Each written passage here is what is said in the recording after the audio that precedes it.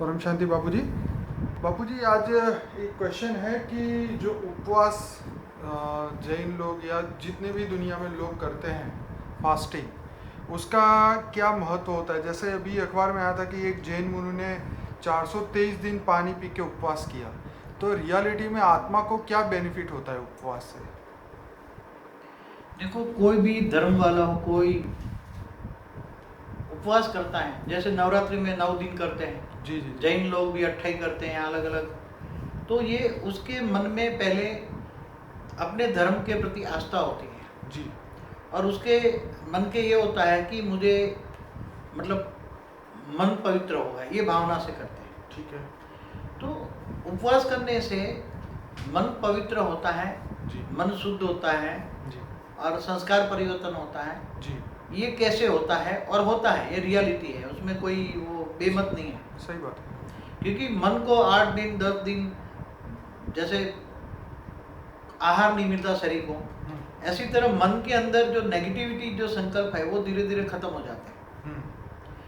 आप वो किसी धार्मिक वृत्ति के लिए, जैसे नवरात्रि में 9 दिन कोई माता जी के उपवास करते हैं, जी जी। या जैन मुनि अपने कोई मन के भावना लेकर करते हैं, जी। अपने इष्ट देव के श्रद्धा से करते हैं। जी जी जी।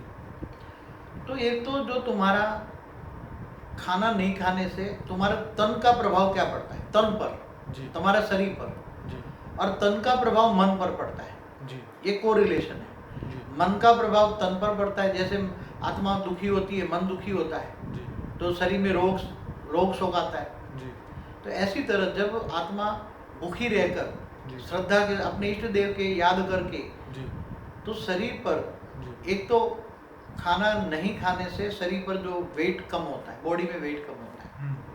इसलिए स्थूल शरीर के अंदर जो सूक्ष्म शरीर है जी वो हल्कापन महसूस करता है। जी सूक्ष्म शरीर जब हल्कापन महसूस करता है तो सूक्ष्म शरीर का डायरेक्ट आधार, जैसे हमारा प्राणमय शरीर कहते हैं लोग, वायुमय शरीर हल्का हो जाता है। जी और जब प्राणमय शरीर हल्का होता है तो सीधा इफेक्ट मन पर करता है, जी इसलिए मन हल्का हो जाता है।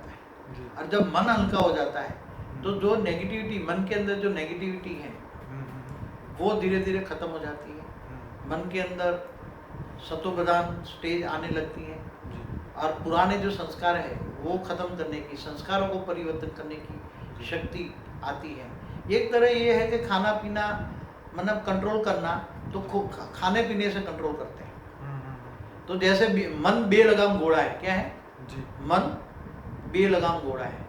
तो मन को कंट्रोल करने के लिए जी ये जो तन को कंट्रोल करना जरूरी है। तन को कंट्रोल करना है तो खाना पीना कम करने से और श्रद्धा भाव रखने से मन कंट्रोल होता है और मन सतोप्रधान होता है। ये बेमत है, अच्छा है, पॉजिटिव है, करना चाहिए लोगों को। तो हर इंसान को ये करना चाहिए। और तुम्हारे बॉडी के अंदर कोई रोग वोग होता है तो वो भी डिलीट हो जाते हैं। ओके। सूक्ष्म शरीर में कोई रोग है, जी। क्योंकि सूक्ष्म शरीर हल्का हो गया तो सूक्ष्म शरीरों में जो रोग शोक होते हैं वो कम हो जाते हैं। पर बाबूजी, इसके दौरान जो है जैसे लोग शनिवार का उपवास रखते हैं, सोमवार का उपवास रखते हैं, तो कोई इष्ट को वो याद करते हैं। हाँ, तो, ये तो भावना से इष्ट करते को हैं। याद करके ही करना चाहिए या वैसे ही।